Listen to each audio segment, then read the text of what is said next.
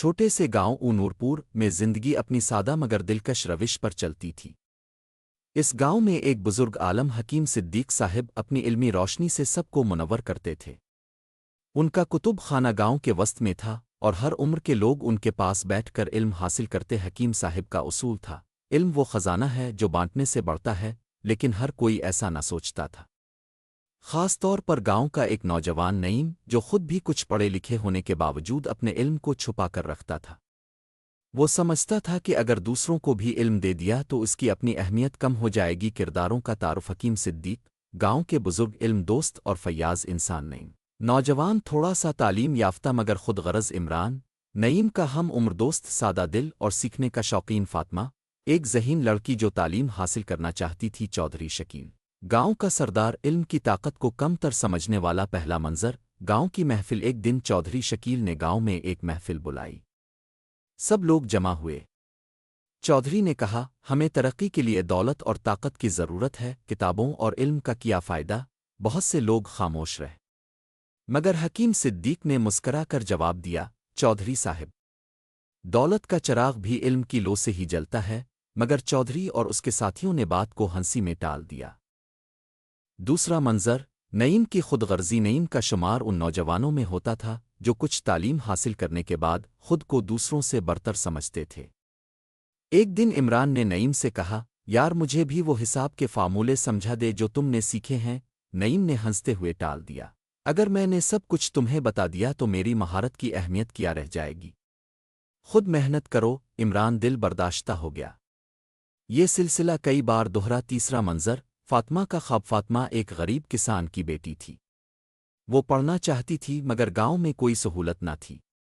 وہ روز شام کو حکیم صدیق کے کتب خانے آتی اور پرانی کتابوں کو دیکھ کر سوچتی، کاش کوئی ہمیں بھی علم دیتا۔ ایک دن حکیم صدیق نے اسے کتاب دیتے ہوئے کہا، بیٹی، علم کے دروازے پر کوئی دربان نہیں بیٹھا، جو چاہے سیکھ سکتا ہے، بس نیت چاہیے۔ چوتھا منظر، وقت کا پلٹا۔ چند سال گزرے، گاؤں میں قحط پڑ گیا، فصلیں تباہ ہوئیں۔ چودھری شکیل اور اس کے ساتھی مشکل میں پھنس گئے۔ ان کے پاس نہ مناسب تدبیر تھی، نہ سمجھ کہ کس طرح اس بحران کا مقابلہ کریں۔ تب حکیم صدیق نے نوجوانوں کو بلا کر کہا، اب وقت ہے کہ علم کو عمل میں بدلا جائے۔ نعیم سے کہا گیا کہ وہ اپنے سیکھے ہوئے اصولوں سے لوگوں کی مدد کرے، مگر نعیم کچھ نہ کر سکا، کیونکہ اس نے کبھی علم بانٹنے کی مشق نہیں کی تھی۔ جو علم وہ اکیلا رکھتا رہا وہ اب بیکار ہو چکا تھا۔ دوسری طرف عمران، جو حکیم صدیق سے مسلسل سیکھتا رہا تھا، آگے بڑھا۔ اس نے اناج کو ذخیرہ کرنے کے طریقے، پانی کو بچانے کی تکنیک اور بیماریوں سے بچاؤ کے اصول بتائے۔ فاطمہ نے خواتین کو پڑھنا لکھنا سکھایا اور سلائی کڑھائی کا ہنر دیا تاکہ وہ اپنے پیروں پر کھڑی ہو سکیں۔ پانچواں منظر، گاؤں میں روشنی۔ عمران اور فاطمہ کی کوششوں سے گاؤں دوبارہ سنبھلنے لگا۔ لوگ حیران تھے کہ علم کا فائدہ کس طرح آیا۔ چودھری شکیل، جو کبھی علم کو بے وقت سمجھتا تھا، اب شرمندہ تھا۔ وہ خود حکیم صدیق کے پاس آیا اور کہا، حکیم صاحب، سچ فرمایا، اپنے علم ہی اصل دولت ہے۔ چھٹا منظر، نعیم کی توبہ۔ نعیم بھی اپنے رویے پر نادم ہوا۔ ساتواں منظر، نعیم کا سفر تلافی۔ نعیم نے دل سے ارادہ کر لیا تھا کہ اب وہ اپنی کوتاہیوں کا ازالہ کرے گا۔ اس نے حکیم صدیق کے سامنے بیٹھ کر کہا، میں چاہتا ہوں کہ میں بھی علم بانٹنے کے اس مشن میں شامل ہو جاؤں، مگر مجھے نہیں معلوم کہاں سے شروع کروں۔ حکیم صاحب نے مسکرا کر کہا، ہر سفر ایک چھوٹے قدم سے شروع ہوتا ہے بیٹا۔ جاؤ، ان بچوں کو پڑھاؤ جو اسکول نہیں جا سکتے، ان کے ہاتھوں میں کتاب دو، ان کے خوابوں میں روشنی بھرو۔ نعیم نے گاؤں کے ایک پرانے مچان پر چھوٹا سا اسکول قائم کیا۔ شروع میں بچے ہچکچاتے رہے، انہیں پڑھنے کی عادت نہ تھی۔ نعیم نے کہانیاں سنائیں، تصویریں بنوائیں، گیمز کے ذریعے سیکھنے کا شوق جگایا۔ آہستہ آہستہ بچے جمع ہونے لگے۔ آٹھواں منظر، عمران کی نئی ایجاد۔ دوسری طرف عمران نے زراعت کے میدان میں جدت لانے کا بیڑا اٹھایا۔ اس نے قریبی شہر جا کر قطرہ قطرہ آب پاشی، ڈرپ ارگیشن کا طریقہ سیکھا اور واپس آ کر گاؤں والوں کو سکھایا۔ ایک دن وہ سب کو اکٹھا کر کے کہنے لگا، دیکھو دوستو، اب ہم پانی بچا کر کم محنت میں زیادہ فصل حاصل کر سکتے ہیں۔ چودھری شکیل، جو پہلے علم کا مذاق اڑاتا تھا، اب سب سے آگے بیٹھا تھا۔ اس نے کہا، بیٹا عمران، ہمیں سکھاؤ، ہم اب سیکھنے کو تیار ہیں۔ عمران نے مسکرا کر اپنے استاد حکیم صدیق کی طرف دیکھا اور کہا، یہ سب ان کی دعا کا نتیجہ ہے۔ نواں منظر فاطمہ کی تحریک فاطمہ نے گاؤں کی لڑکیوں میں تعلیم کا جذبہ پیدا کرنے کے لیے ایک نیا منصوبہ بنایا۔ وہ ہر گھر جا کر ماؤں کو قائل کرتی، بیٹیوں کو تعلیم دینا صرف ان کا حق نہیں بلکہ پورے خاندان کی خوشحالی کی ضمانت ہے۔ شروع میں مخالفت ہوئی، کچھ لوگوں نے کہا لڑکیوں کو پڑھا کر کیا کریں گی، مگر فاطمہ نے ہمت نہ ہاری۔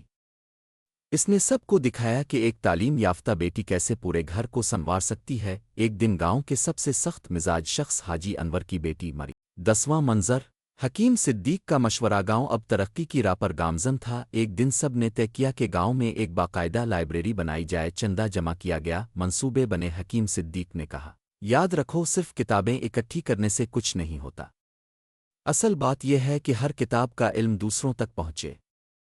لائبریری کو ایسا مرکز بناؤ جہاں ہر کوئی آ کر کچھ سیکھے، کچھ سکھائے۔ وہ نعیم، عمران اور فاطمہ نے اس بات کو دل سے قبول کیا۔ 11واں منظر گاؤں کا پہلا تعلیمی میلہ پہلی بار نورپور میں ایک تعلیمی میلہ منعقد کیا گیا۔ بچے، نوجوان، بوڑھے سب نے اپنے اپنے ہنر اور علم کے مظاہرے کیے۔ بچوں نے سائنس کے تجربے دکھائے، نوجوانوں نے نئی زراعتی ٹیکنالوجیز پر تقاریر کی، خواتین نے کڑھائی، سلائی اور کھانے پکانے کے نئے طریقے سکھائے۔ بزرگوں نے حکمت اور دانائی کی کہانیاں سنائی۔ محفل کے آخر میں حکیم صدیق نے سب سے کہا یہ علم کا جشن ہے، یاد رکھو ہم سب ایک دوسرے کے استاد ہیں، جو کچھ جانتے ہو بانٹتے جاؤ، یہی اصل ترقی ہے۔ 12واں منظر ایک آزمائش ایک رات زوردار بارش ہوئی، ندی میں طوفانی آ گئی۔ گاؤں میں خطرہ تھا کہ پل ٹوٹ جائے گا اور راستہ کٹ جائے گا۔ ایسے وقت میں عمران نے اپنی انجینئرنگ کی تھوڑی بہت سوچ بوجھ استعمال کی۔ اس نے سب نوجوانوں کو منظم کیا، ریت کی بوریاں لاؤ، لکڑی کے تختے لگاؤ،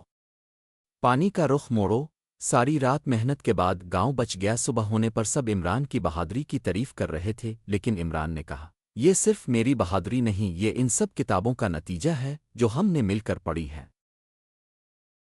13واں منظر گاؤں میں ایک انوکھی تبدیلی۔ اب نورپور ایسا گاؤں بن گیا تھا جہاں کوئی شخص بغیر سیکھنے کے نہیں رہتا تھا۔ ہر شام چوک پر ایک کھلی کلاس لگتی، کوئی قصے کہانی سناتا، کوئی ریاضی کے سوالات حل کراتا، کوئی صحت اور صفائی کے اصول سکھاتا، کوئی فنون لطیفہ میں مہارت دیتا۔ حکیم صدیق اکثر دور سے بیٹھ کر ان مناظر کو دیکھتے اور خاموشی سے آنسو پونچھتے۔ ان کے دل میں خوشی کی ایک لہر دوڑ جاتی۔ 14واں منظر حکیم صدیق کی نصیحت۔ آخری دنوں میں حکیم صدیق نے گاؤں والوں کو جمع کر کے کہا بیٹو، علم وہ خوشبو ہے جو بکھرنے سے مہکتی ہے، جو علم کو قید کرتا ہے وہ خوشبو کو مرتا دیکھتا ہے، اور جو علم بانٹتا ہے وہ سدا مہکتا رہتا ہے۔